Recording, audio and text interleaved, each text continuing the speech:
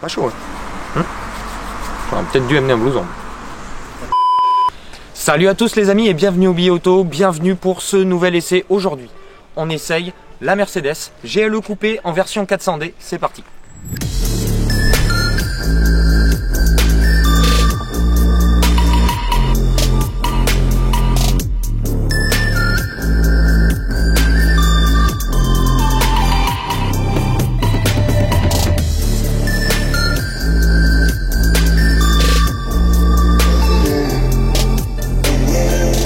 Alors, cette Mercedes GLE Coupé, elle n'a pas que l'appellation coupé, c'est pas juste un montant C qui descend par rapport à la version SUV.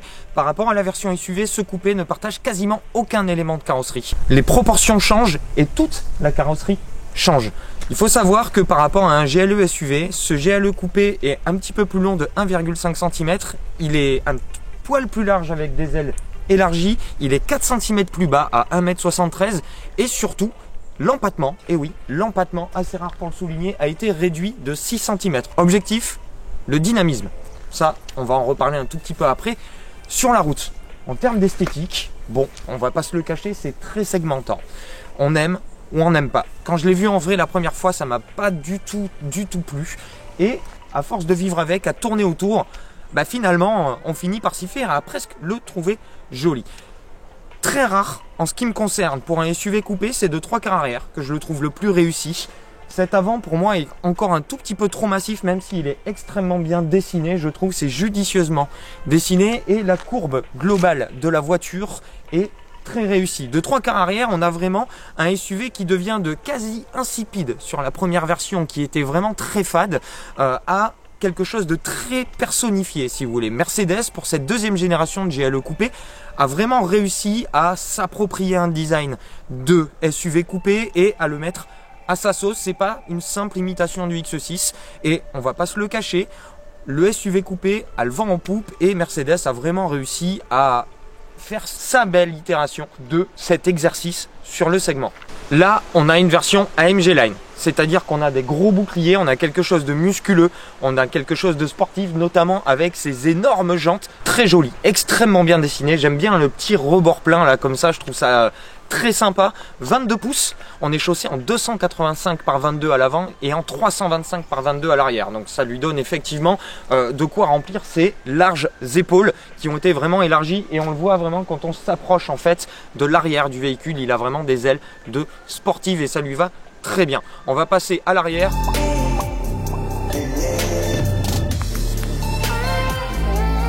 Et comme je vous disais, c'est vraiment sous cet angle que je le préfère. Ce GLE Coupé, je trouve que en fait ses ailes élargies avec ses énormes roues et ce pack AMG Line avec un bouclier arrière ajouré, quelque chose d'imposant, contraste bien avec cette pente de toit qui descend et une micro queue de canard, plutôt pas désagréable à l'œil, je dois avouer. Vous, je sais pas, mais moi je me les gèle, on passe à l'intérieur, c'est parti.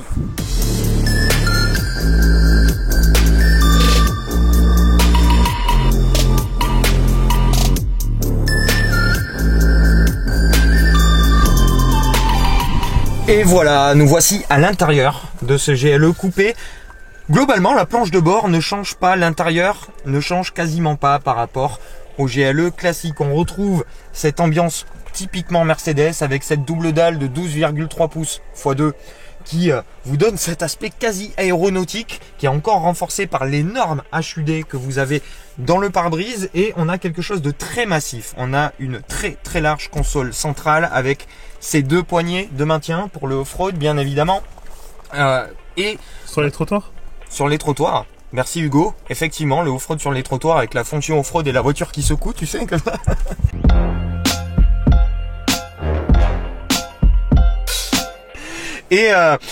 Et on a ces 4 ventilations qui renforcent l'aspect largissime en fait de tout ce bloc ici.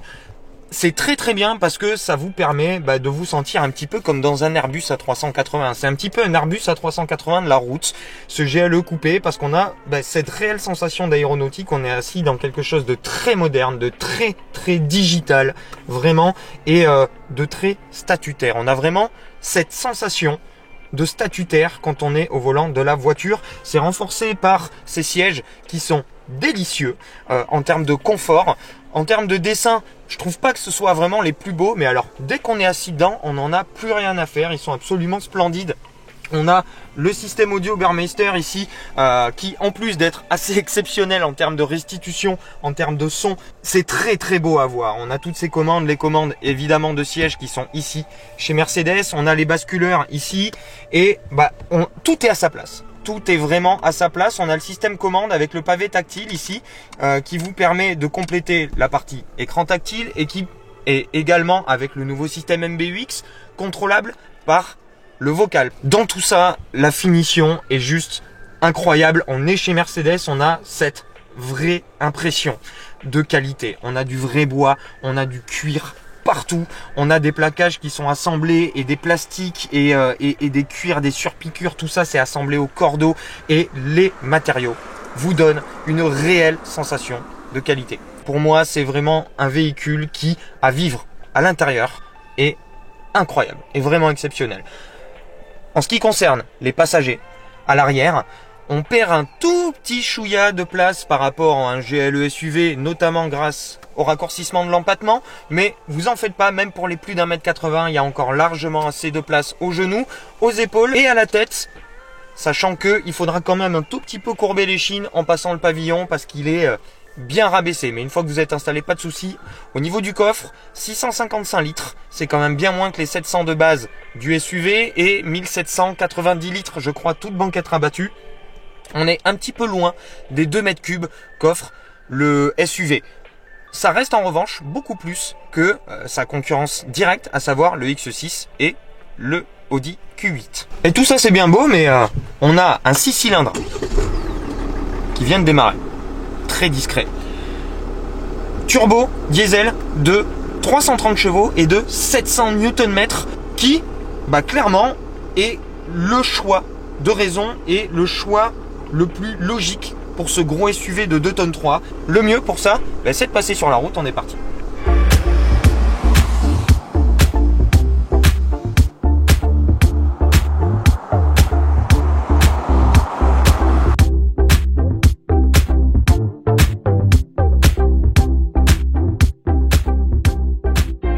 Alors sur la route, qu'est-ce que ça donne? Alors en ville, pour commencer, ce GLE, effectivement, il est très très imposant. Donc il faut avoir le compas dans l'œil. Heureusement, il braque très très bien. Il est extrêmement bien suspendu, notamment avec la suspension e-Active Body Control. Et oui, un nom un petit peu alambiqué.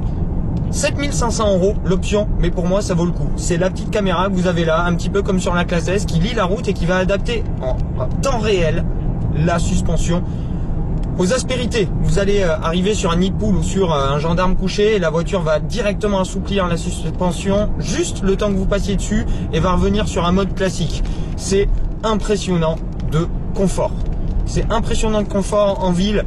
Vous sentez rien, vous êtes vraiment coupé du monde, c'est renforcé encore plus avec cette isolation incroyable.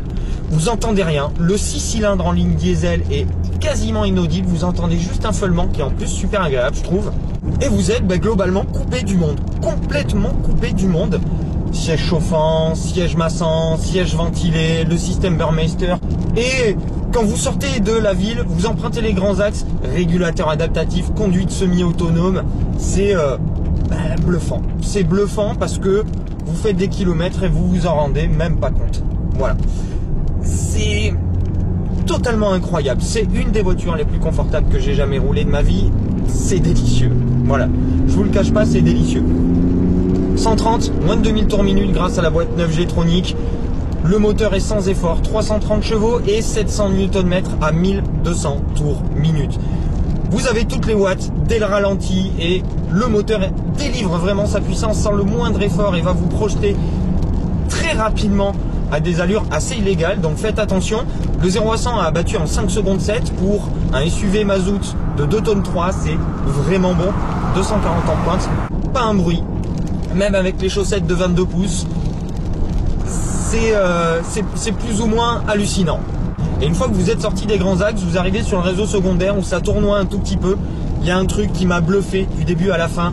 Ce GLE, avec la suspension e-Active Body Control, dispose du mode Curve. Le mode Curve, c'est des suspensions qui vont contrebalancer l'effet de roulis, la sensation de roulis. Ça n'annule pas le roulis et ça ne change rien aux lois de la physique. La suspension va adapter l'assiette de la voiture en la faisant pencher dans le sens du virage. Par exemple, si je tourne à gauche, la voiture va se pencher sur la gauche, ça va annihiler toute sensation de roulis. Attention, ça n'annule pas le roulis, les lois de la physique restent bien présentes, on reste sur un gros bestiau de 2 tonnes 3. En revanche, à l'intérieur, ça annule toute sensation de voiture qui va tirer vers l'extérieur. C'est assez déconcertant au début, c'est bluffant d'efficacité, c'est... j'ai pas les mots. Je ne peux plus me passer de ce mode sur le réseau secondaire. Et dans le serré, bah c'est bluffant aussi parce que la voiture s'incline quand même pas mal. Là où j'avais peur, c'est vraiment sur les enchaînements, comme ça. Bah sur les enchaînements, la suspension contrecarre bien et réagit extrêmement bien. C'est pas dangereux pour un sou. En revanche, ça grève totalement la sensation de conduite. Après, on va pas se leurrer, le GLE, c'est pas un sportif. Il n'a pas la définition d'un X6 ou d'un SQI d'être un SUV extrêmement dynamique. Il est un tout petit peu plus dynamique que la version SUV, notamment grâce à l'empattement raccourci.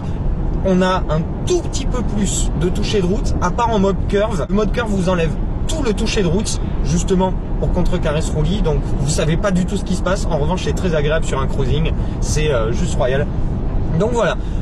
Il privilégie le confort, on le sait. C'est une Mercedes, c'est ce qui fait le mieux, c'est ce que la marque sait faire de mieux. Les voitures confortables, et en ça, bah, c'est incroyable. CarPlay, Android Auto, la commande vocale, tous les équipements technologiques et de confort qui existent sur le marché sont disponibles sur cette voiture. C'est une des voitures que j'ai préféré rouler en daily cette année.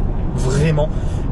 Cette association de ce splendide moteur diesel dans cet accastillage de gros SUV, j'aime beaucoup cet intérieur, je m'y sens extrêmement bien, je suis parfaitement assis, la position de conduite est impeccable et ce mode curve est juste dingue. Oh là là, là je suis sur un petit enchaînement de courbes qui se resserre un peu et c'est incroyable. Je sais pas du tout ce qui se passe dans le volant, dans la direction, mais je le prends en mode cruising et c'est juste bluffant. Ça donne le sourire, c'est... je pense que c'est le genre de truc, je peux faire 200 000 km avec cette voiture, je m'y ferai jamais. Et ça continuera à me donner le sourire. Et ça fait partie des choses pour lesquelles j'ai eu le coup de cœur pour cette voiture, parce qu'à l'utilisation, bah, c'est tout simplement génial ici. Maintenant, on va parler des choses qui fâchent. Le GLE coupé en version 400D, il commence à 81 000 €. Là, on est dans une version qui frôle les 102 000 € avec la MG Line, avec toutes les options que propose la voiture. Ça fait pas mal. On s'y retrouve notamment avec la conso. On est sur un gros SUV de 2 tonnes 3, diesel, mais ce 6 cylindres et sa disponibilité à 1200 tours minute, bah, des 700 Nm de couple font qu'il ne force jamais. La boîte 9G Tronic est extrêmement bien étagée, ce qui fait que je roule sans faire attention, sans vraiment faire attention, et je fais beaucoup de villes et je suis à 9,4 litres de conso. 9,4 litres. C'est-à-dire que si vous faites beaucoup de réseaux secondaires, beaucoup d'autoroutes, que vous êtes un gros rouleur et que vous êtes un petit peu intelligent avec l'accélérateur, vous pouvez absolument, sans problème, vous maintenir à 7,5 litres de conso en mixte, et c'est proprement bluffant pour un véhicule de cette taille et de cette puissance. Et quand vous voulez... Oh là là, qu'est-ce que ça marche fort! Qu'est-ce que ça marche fort avec le réseau de bord 48 volts qui renvoie un tout petit peu de watts, qui récupère aussi des watts. Enfin, c'est... Voilà. Voilà. On va s'arrêter là. On va s'arrêter là. J'espère que l'essai de ce GLE coupé en version 400D vous a plu, les amis. Si c'est le cas, mettez le petit pouce. Dites-moi ce que vous en pensez de cette voiture. Plutôt X6, plutôt SQ8, plutôt Cayenne coupé, plutôt Urus, pourquoi pas, ou plutôt GLE coupé. Moi, je pense qu'avec le 400D, on est vraiment sur le sweet spot du véhicule confortable. On aime ou on n'aime pas extérieurement, mais en tout cas c'est un véhicule que j'ai adoré rouler, vraiment. Je vous conseille de l'essayer parce que vous allez voir, c'est bluffant. Voilà, dites-moi ce que vous en pensez, le petit pouce, aidez-nous à soutenir la chaîne, partagez avec vos amis, les amis, et puis abonnez-vous. Si c'est pas déjà fait, je vous souhaite une très très bonne continuation et une très bonne fin de ce que vous êtes en train de faire. À très bientôt. Ciao.